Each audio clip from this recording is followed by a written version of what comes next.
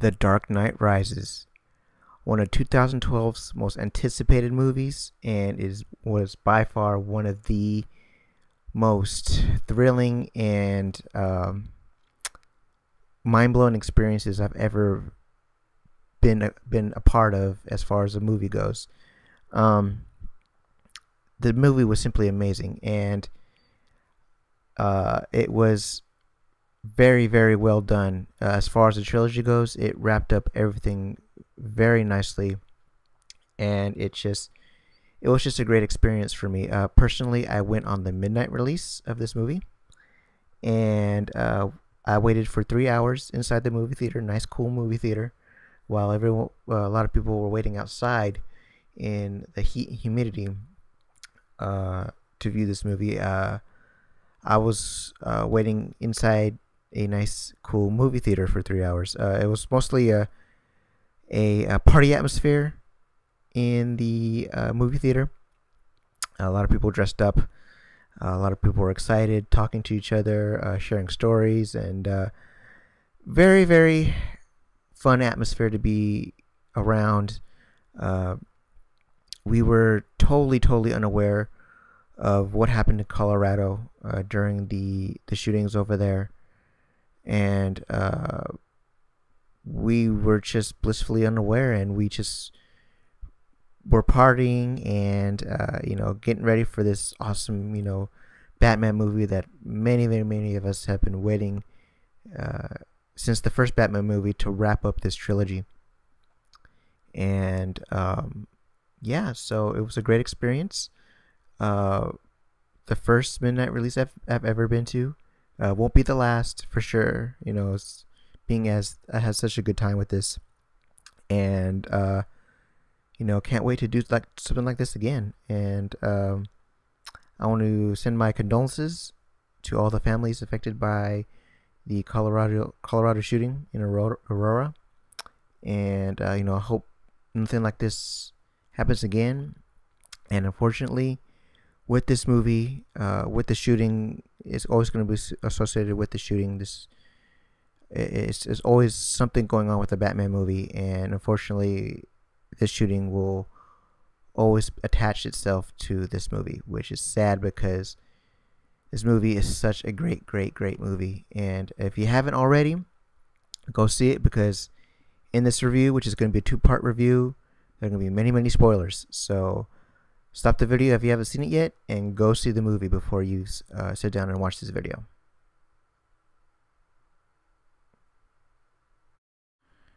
Alright, so what can I say about this movie that probably hasn't been already said in a dozen million times over, as far as videos go, reviews go, word of mouth? It's awesome. It's just completely awesome. Like I said, it is just completely awesome. Christian Bale, who plays Batman, Bruce Wayne again, does an unbelievable job again as the character Batman and Bruce Wayne. We see him in a more, I guess you could say, more vulnerable role this time. A lot of stuff happens to Bruce slash Batman. A lot of stuff happens to him. He is pretty much half the man he used to be in this movie. We really see Bruce struggle in this movie. We really see him just try and try and try and try. He's a very far counterpart from what we see Bruce be in the comics and in animated features and all this other stuff. This really made him seem more human, more vulnerable character, and more mortal. To be honest with you, he seemed very fragile as a character. But that's what made the movie so good, is that it kind of took the superhero out of the superhero movie. It made it more of a human experience than it was a superhero experience. More emotional experience for Bruce as a character. We do see Batman quite a bit in the movie. Not as, some people thought we didn't see as much of him. I thought it was a perfect amount of time we saw Batman, because this was a story about Bruce trying to come over certain aspects of what happened to him in the past and in the present. So, you know, Bruce trying to overcome that, and Batman trying to overcome that had to go hand in hand. And so we see Bruce slash Batman struggle with these things that happened.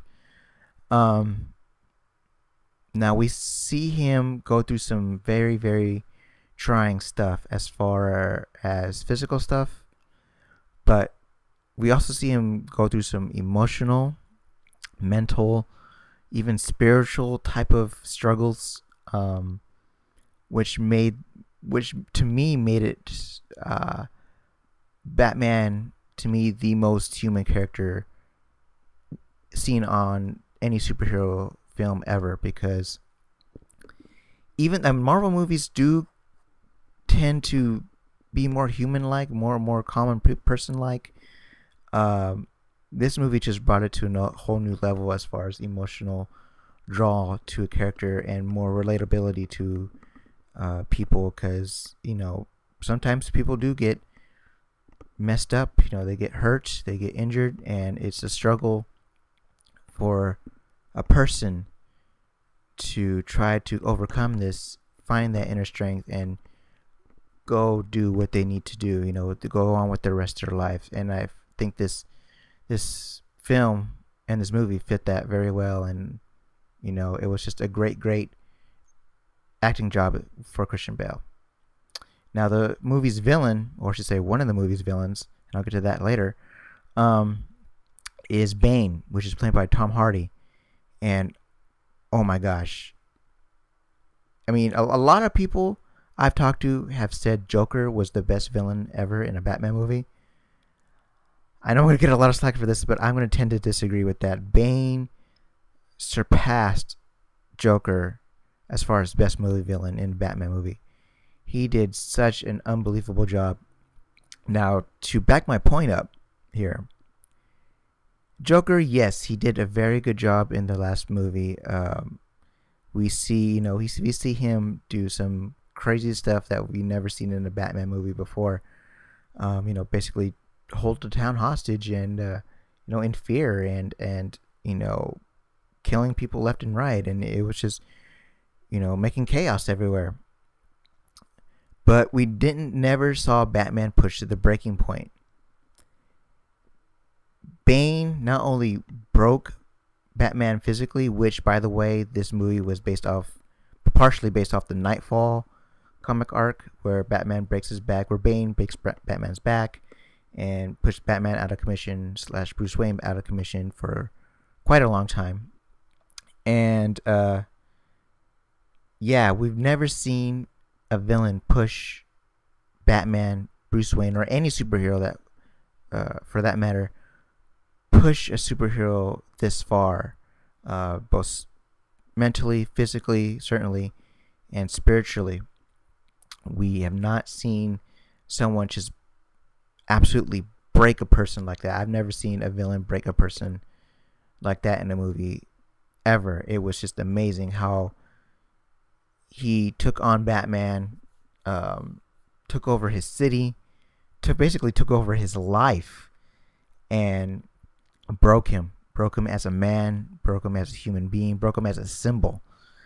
And throughout the whole movie, you just feel like, man, how is Bruce / Batman going to overcome this? Because he's just beating him at every turn, and you're just wondering, how is he going to overcome this? Is he going to overcome this? Well, is this the end of Batman? You don't know until the movie is over, and which leads you on a great roller coaster ride. But Bane is an incredible villain. And for those of you that have trouble with his voice, whenever the DVD or Blu-ray comes out, you know, the subtitles will be available there. So if you have trouble understanding him, I'm sure the subtitles will help you immensely with that. But I had no trouble with his voice in the movie. We also see the return of Gary Oldman, who plays Commissioner Gordon. We also see Commissioner Gordon struggle a bit in this movie because not only was his city taken over, but basically he was, living a lie, and you can see the inner turmoil with him. He has a hard time, letting people know the truth, but at the same time, he knows he has to uphold justice and to make sure that nobody gets hurt from the truth. But it's quite a bit of inner conflict with him, and is really, really, drawn. You're really, really drawn to that. And as far as Commissioner Gordon's character is concerned, it was perfect because in the comic he's a really, really good cop. He has a lot of responsibilities. We've seen Commissioner Gordon in the comics go through a lot, but I don't think we've ever seen Commissioner Gordon go through as much inner turmoil and inner conflict, along with outer conflict, to just drive him to the point of just, very utter frustration and just scraping at things. I know No Man's Land, as far as the Batman comic books go, he was there at that one point, but I don't think we've ever seen him quite emotionally disturbed and drained in the comic sense. So yeah, very, very good stuff. Gary Oldman always comes through with his character. I really would like to see more of this type of character if they do make another Batman movie, which I've heard rumors that they are doing a reboot of. I don't know if it's confirmed or not, but I'm pretty sure it more likely is. But I would love to see more of this type of Commissioner Gordon. Very vulnerable, but yet very strong, uncorruptible type of person. And like I said, Gary Oldman just does a wonderful, wonderful job, and I want to see more of it. All right, the next character we see in the movie is Selena Kyle, who is Catwoman, who was played by Anne Hathaway. Now, my first inclinations when I heard Anne Hathaway being cast as Catwoman weren't very good, to say the least. I was very skeptical, very doubtful as far as Anne Hathaway goes. I was like, oh my god, this lady is from The Princess Diaries who wants to play Catwoman. In my mind, it was like, oh my god, it's not gonna go well. But to my surprise, and thankfully I was, had to put a foot in my mouth, but she did a very, very excellent job, a fantastic job playing Catwoman. The first couple scenes with her in her Selena Kyle role was absolutely amazing. She nailed Selena Kyle, Catwoman, perfectly. Very cunning, likes to play mind games with people, master thief, can get herself out of a situation by any means necessary, be it, outsmarting someone, fighting someone, or just even, finding another way out. So she absolutely nailed the job perfectly. I'm